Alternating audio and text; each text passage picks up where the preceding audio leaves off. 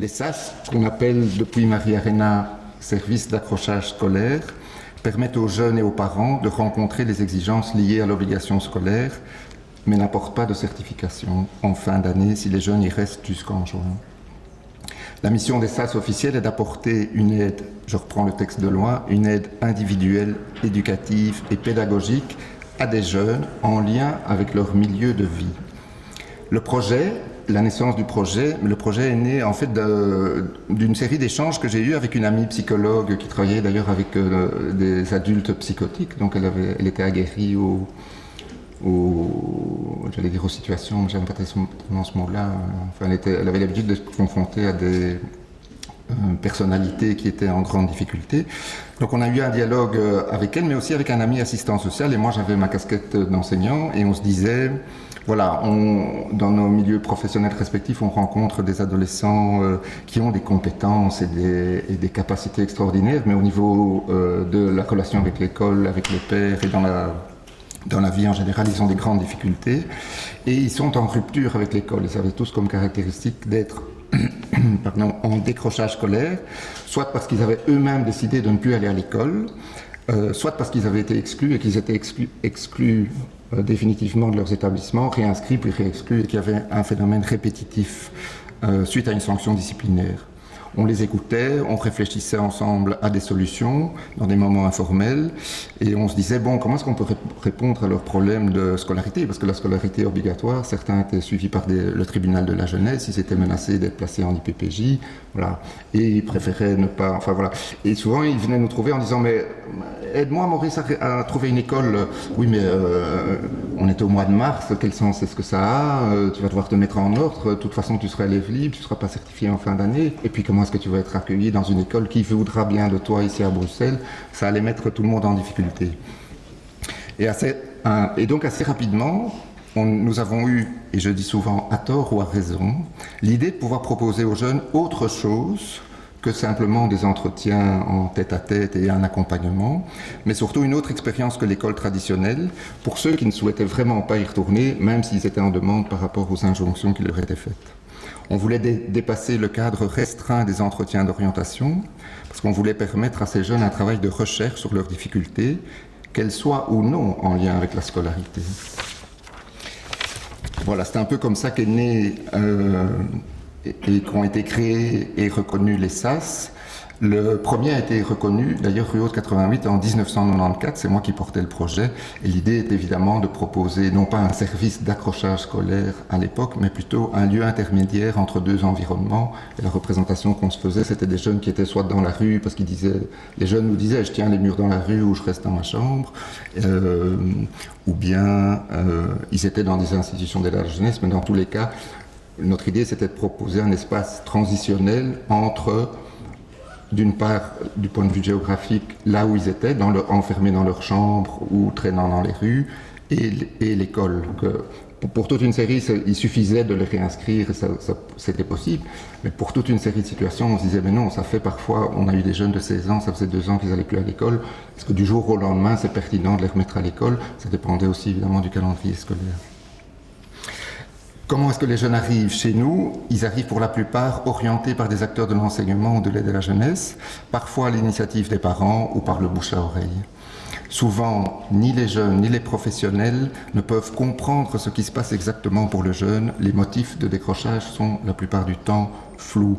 Et surtout, les mots mal-être, harcèlement, fatigue, lassitude, ennui sont souvent prononcés par les jeunes. Parfois, ils ont même simplement du mal à mettre des mots sur ce qui est en train de se passer pour eux. Comment est-ce qu'on organise l'accueil? L'accueil est organisé sur plusieurs rendez-vous, toujours au moins 3 rendez-vous, qui permettent aux jeunes d'être écoutés et aux professionnels de lui expliquer le projet et le cadre de travail de parenthèse. C'est lors de ces entretiens que se noue un lien éducatif qui repose sur un investissement mutuel.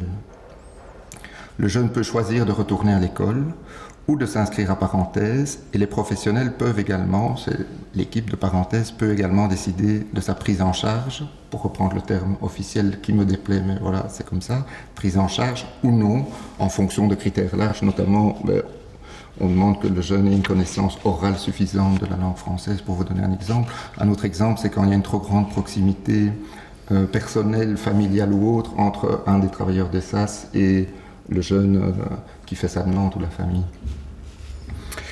La procédure d'accueil prévoit de recevoir toujours le jeune seul d'abord et ensuite avec ses parents ou accompagnateurs selon la situation.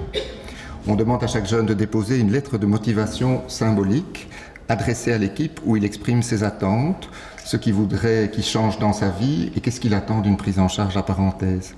On permet aussi aux parents d'exprimer leurs attentes par rapport à la prise en charge de leur fils ou de leur fille dans un courrier qu'on appelle lettre d'intention et dont le contenu est partagé avec le jeune.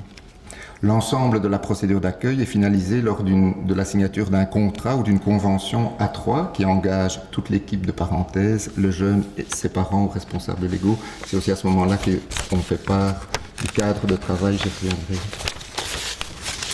La proposition de travail de parenthèse, c'est qu'ils participent à plusieurs ateliers d'expression et de créativité dans un horaire de jour, calqué sur l'horaire scolaire, au sein d'un petit groupe de 12 à 14 jeunes. Notre intention, c'est de lui permettre d'explorer son vécu et son imaginaire dans des ateliers. Alors les ateliers, c'est des ateliers d'écriture, d'art plastique, de vidéo, de photographie, de radio, de cuisine, d'activités physiques, et aussi à l'occasion de sorties, de visites d'expositions, de rencontres. En fonction des opportunités, les idées des adultes ou des demandes des jeunes, plusieurs ateliers peuvent être aussi mis sur pied de manière extraordinaire. Notre intention, l'intention de l'équipe, c'est de permettre aux jeunes de faire un bout de chemin pour se reconstruire des représentations nouvelles, une image personnelle positive, de rechercher les raisons de son mal-être et d'inventer un projet.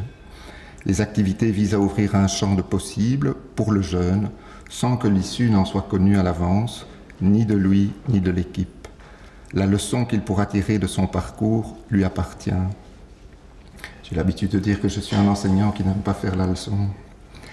Chaque jeune est accompagné individuellement, simultanément, donc il y a un travail de groupe, mais chaque jeune est aussi accompagné individuellement par un référent, qui est un membre de l'équipe, qui le rencontre régulièrement en tête-à-tête, dans un cadre confidentiel où il peut évoquer toutes les difficultés qu'il rencontre à parenthèse ou dans sa vie en général.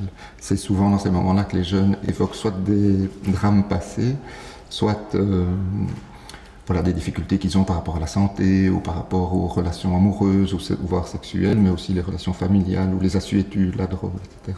Non, ça se fait aussi dans des moments informels, je pense que Philippe en parlera. Le référent partage avec lui des hypothèses qui sont élaborées en équipe quant à ces difficultés. Donc on lui propose quand même une lecture de ce qu'on observe de son comportement. C'est comme ça que se noue un dialogue.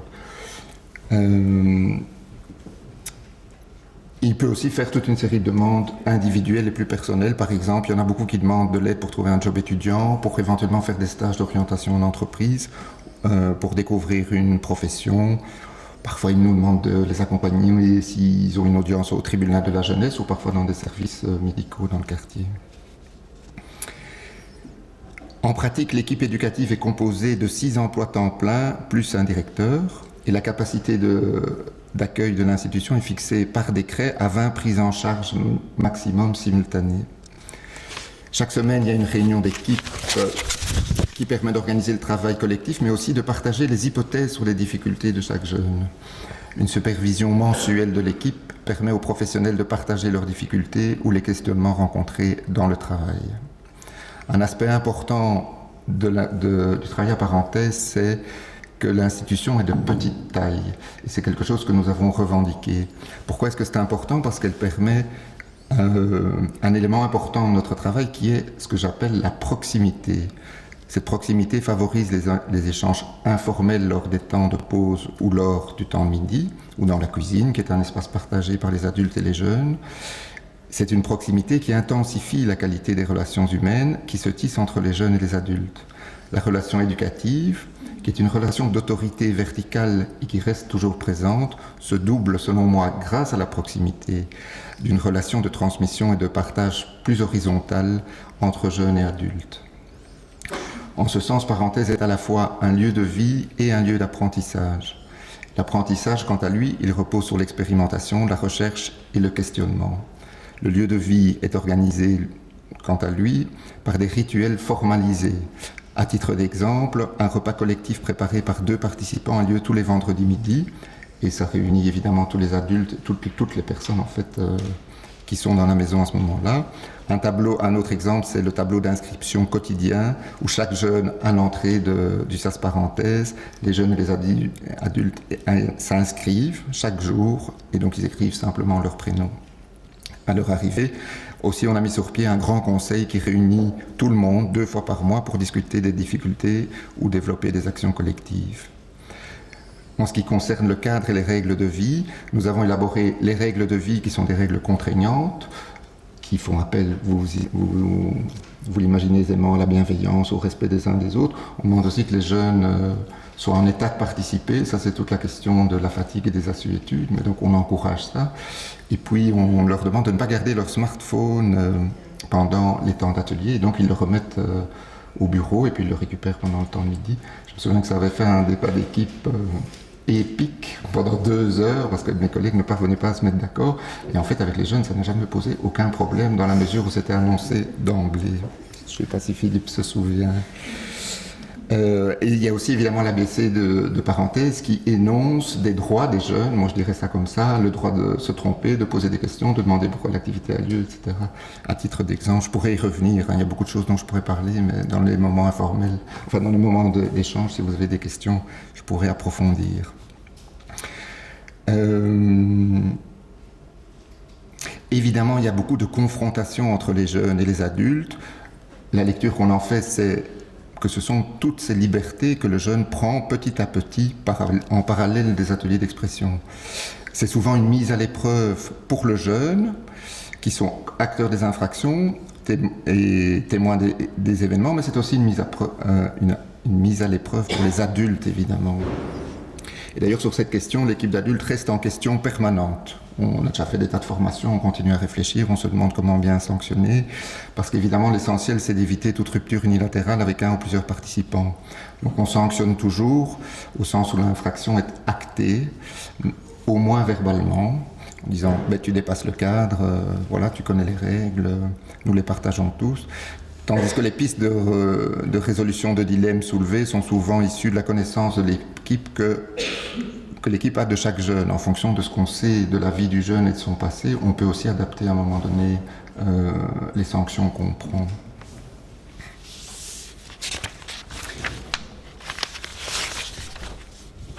J'ai presque fini. Il arrive qu'il y ait des situations, évidemment, qui aboutissent à une situation de fin de prise en charge de notre part. Donc on peut mettre fin au travail avec un jeune de manière unilatérale, mais c'est exceptionnel. En général, c'est la conséquence soit de problèmes de santé mentale inattendus, qui dépassent vraiment les compétences de l'équipe. Je me souviens qu'il y a 2 ans, on a eu un jeune qui était suivi par un psychiatre qui prenait un médicament qui vraiment le contenait. Et comme ça allait mieux, apparenté, il a arrêté de prendre son médicament, mais alors des épisodes psychotiques sont revenus. Et là, on était vraiment démunis. C'est pour vous donner un exemple. Parfois, il y a des situations aussi où, au bout d'un certain temps, le jeune désinvestit totalement le projet. En fait, moi, je me dis qu'il y a pris ce qu'il y avait pris, mais qu'il a beaucoup de mal à nous dire qu'il veut s'en aller. Et donc, il force un peu. C'est plus facile pour lui que ce soit nous qui lui disions « bon, ben maintenant, on arrête », que de lui d'emblée générer la rupture.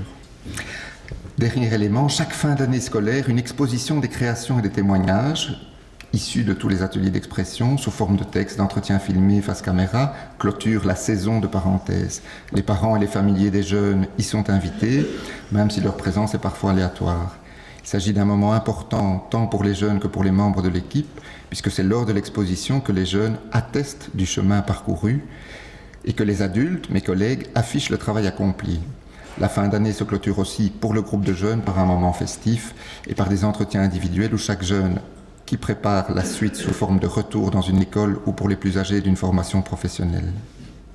Souvent, nous nous interrogeons sur le devenir des jeunes avec un sentiment de travail jamais achevé, que les jeunes ne sont pas équipés pour poursuivre leur route et bien sûr, ça nous préoccupe. C'est une des difficultés des professionnels, surtout au plus grand, l'investissement dans le travail et donc l'investissement des jeunes dont on s'est occupé pendant un temps. À l'issue du travail, je pense que les jeunes sont souvent différents. Philippe, tu nous diras peut-être ce que tu en penses. Ils ont des projets, ils ont trouvé un début d'issue à une situation personnelle qui les entravait. Parfois, aucun acquis ne semble manifeste. Il arrive pourtant que d'anciens participants, des années plus tard, qui semblaient à l'équipe n'avoir fait que traverser l'institution sans rien en retirer, reviennent en visite à parenthèse. Ils reviennent pour témoigner de leur parcours et de la trace significative que leur passage à parenthèse a inscrit dans leur histoire. Voilà, j'ai un peu dépassé le temps, excuse-moi Philippe, je crois. Voilà, 20 minutes. Donc,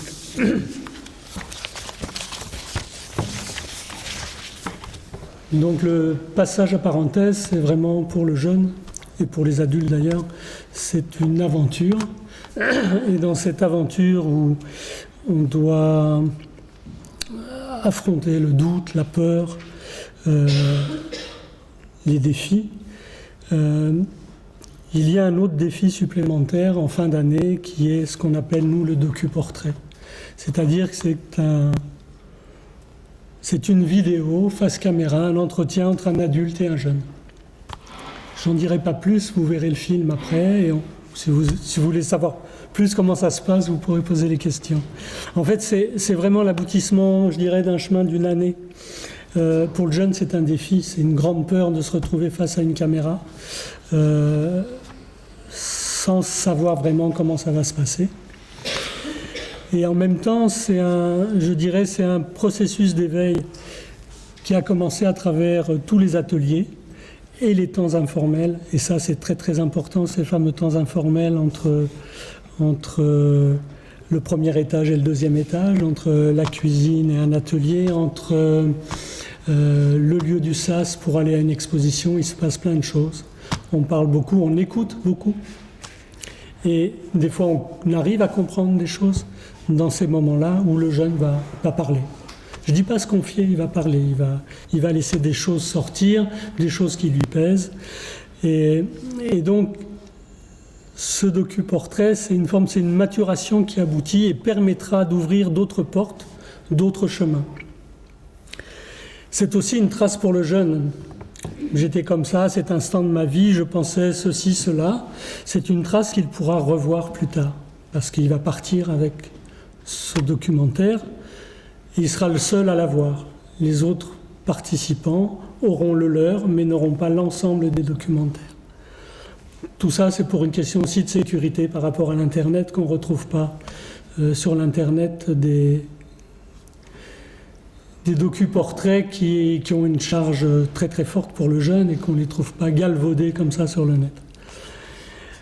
Alors, il y a l'entretien, bien sûr. L'entretien se fait avec l'adulte. Et après cet entretien, qui dure entre 20 et 60 minutes à peu près, ça dépend des jeunes. Ils ne sont pas chronométrés tip-top. Ça peut même dépasser les 60 minutes. À ce moment-là, c'est la cartouche de mémoire de la caméra qui va arrêter l'entretien. Il y a le dérochage. Et ça, c'est un élément très très important. C'est-à-dire le dérochage, c'est un travail à trois. Le jeune, l'éducateur-monteur, nous sommes deux au SAS à monter les films, et le miroir de l'écran. C'est-à-dire que le jeune va revoir tout l'entretien, bout à bout, et il va choisir dans son entretien les éléments qu'il veut mettre dans son documentaire. Et il sait très bien que ces éléments, sur 1 heure d'entretien, par exemple, il n'y aura que 10 minutes de documentaire.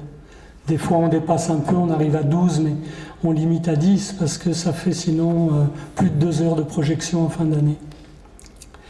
Il sait que ce documentaire sera vu par ses parents, par les autres jeunes du SAS, par d'autres proches que ses parents, par des inconnus qui viennent tous les ans à l'exposition du SAS parce qu'ils sont intéressés par le travail que nous faisons et à la rencontre avec les jeunes. Après le dérochage, il y a le montage. Le montage doit rendre, je dirais, 2 choses, la réalité intérieure du jeune et sa réalité extérieure. Il doit se reconnaître dans ce qu'il dit, il doit revoir une image de lui-même. Le montage, je peux le faire quand c'est moi qui le fais, mais mon collègue aussi, on peut le faire avec le jeune, s'il le désire, mais la plupart du temps, les jeunes se défaussent. Style, c'est ton job, c'est ton boulot, c'est toi le monteur, c'est pas moi. Ce qu'il sait aussi, c'est que le montage terminé, il va pouvoir donner son avis, accepter ou ne pas accepter le montage tel qu'il est, et donc de pouvoir ôter des éléments du montage ou au contraire en remettre. Ce qu'on lui demandera quand il y a des éléments qui nous paraissent, nous, importants, qui sont peut-être très importants à ce qu'il puisse les dire, et qui veut enlever ces éléments, on lui demandera de justifier pourquoi il veut enlever ça, quelles sont les raisons. Et nous, on lui dira pourquoi nous on trouve que c'est intéressant qu'il les mette, quelles sont les raisons fortes pour qu'il puisse laisser ce passage. À ce moment-là, c'est une discussion, mais on n'ira pas contre l'avis du jeune. S'il ne veut pas, il ne veut pas, on enlèvera. Dans le dérochage, ce que je n'ai pas dit dans le dérochage, voilà, c'est une relation entre le jeune et les adultes au moment de l'entretien, parce qu'il y a les personnes qui font les entretiens, ce sont les volontaires du SAS, donc les collègues, qui veulent faire un entretien avec un jeune.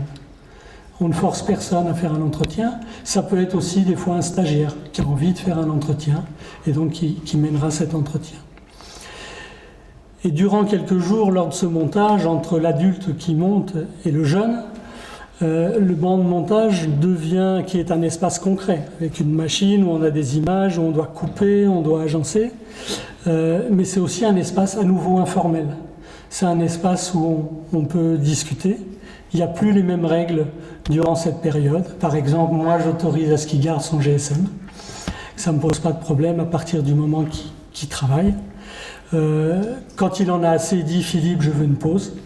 Et il part à la pause, ou je vais avec lui à la pause, prendre un café, boire quelque chose. Et c'est cet espace-là où on va commencer aussi à parler beaucoup. Pas seulement parler des images qu'il y a sur l'écran, mais parler de sa vie. Il va à nouveau confier des choses. C'est un moment d'intimité, de découverte de part et d'autre, un moment de grande confiance et de partage. Alors après, il reste une dernière chose, c'est la projection. La projection qui fait très peur. Certains jeunes ne viennent pas ou s'en vont quand la projection va commencer. D'autres, au contraire, selon les années, vont rester solidaires, tous ensemble devant l'écran. Et là, ce sont des moments qui sont très forts. La projection, il faut qu'il soit fier de lui, que ses parents, ses éduques, dans certains cas, ses amis découvrent une autre personne. Découvrent quelqu'un qui est forcément différent parce qu'il n'est pas comme avec les autres copains. Si c'est un garçon, le petit coq, celui qui sait tout faire, là, il est dans un moment, malgré tout, malgré la caméra, il est dans un moment d'intimité. Voilà. Le docu-portrait, c'est lui permettre aussi de construire un récit.